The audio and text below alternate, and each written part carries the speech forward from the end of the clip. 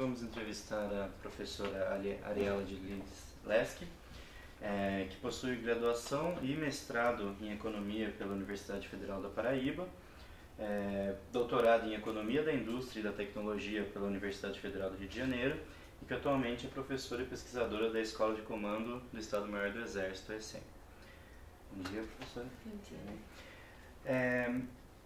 Primeiramente, eu gostaria de saber como essa nova versão dos documentos de defesa, que foram apresentados em forma de minuta, como elas têm abordado o papel da Base Industrial de Defesa e qual é a relação que a Base Industrial de Defesa tem com o desenvolvimento nacional? Bom, primeiro, obrigada pelo convite, pela oportunidade. Eu acho que os documentos, apesar de ser, ser preliminar, eu vi que eu particularmente esperava mais desses documentos em termos de, principalmente em relação à indústria, por exemplo, porque nos últimos 3 anos foi feito algum esforço de pesquisa, algum esforço de pesquisa no sentido de conhecer melhor essa indústria, de identificar as fragilidades e pontos fortes.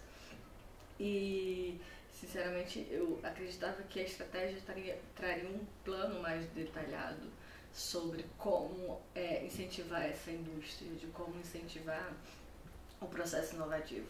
Mas eu acho que a política reeditada, ela mantém ainda alguns aspectos que eram criticados nas versões anteriores, que é de lançar apenas tópicos superficiais, sem aprofundar tanto nas pretensões ou na forma que será ou poderá ser feito. E eu acho que isso deixa o processo decisório muito solto, muito à deriva. Não ajuda o Poder Executivo, por exemplo, a direcionar melhor essas proposições e, não sei, é como se tivesse tópico lá e cada um imagine a forma que queira de tratar melhor essa forma. Isso eu acho que não é produtivo, assim, não vai ser muito eficiente, né? E aí eu acho que as fragilidades que esperavam ser superadas em novas versões da política, elas se mantêm de alguma forma.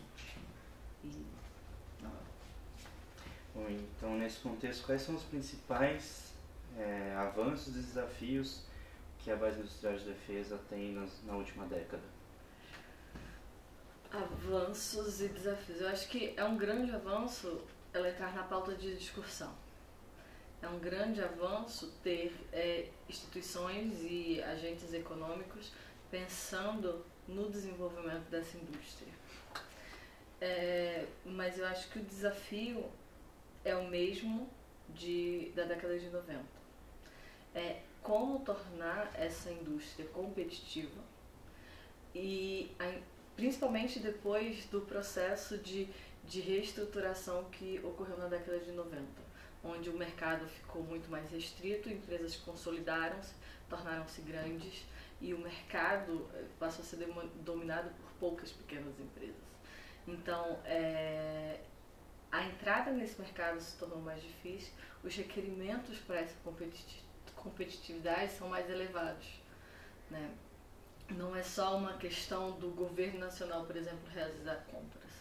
Esse produto tem que ser realmente qualitativamente melhor do que os disponíveis no mercado. Eles têm que ganhar tem que agregar para que eles possam entrar no mercado e essa indústria possa se solidificar. Então, eu acho que o desafio, além desse, na verdade não além desse, mas que corrobora com esse, por exemplo, é o perfil inovativo das empresas, né? Historicamente, é o processo inovativo que tem tornado as empresas mais competitivas. E na pesquisa realizada no mapeamento, por exemplo, do segmento que eu pesquisei, eu observei que essa inovação, apesar de ser efetiva, de acontecer na maior parte das empresas, ainda é uma inovação que ela não consegue ser radical, que a gente diria uma inovação que geraria um novo mercado ou que conseguiria concorrer em alto nível no mercado existente. Então as inovações têm sido incrementais geralmente baseadas em engenharia reversa.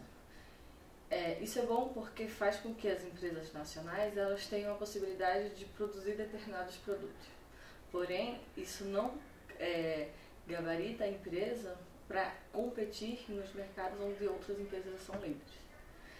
Manter esse processo de inovação incremental no longo prazo significa que a empresa não está buscando liderança comercial. E isso fragiliza muito a competitividade das empresas nacionais em defesa. Isso, por exemplo, eu acho que foi até abordado de alguma forma na política nova, que é buscar incentivar a pesquisa, o desenvolvimento científico e tecnológico. Não foi dito como, não foram mostrados instrumentos. Se tentou fazer isso um pouco na PDP através de financiamento da FINEP e do BNDES.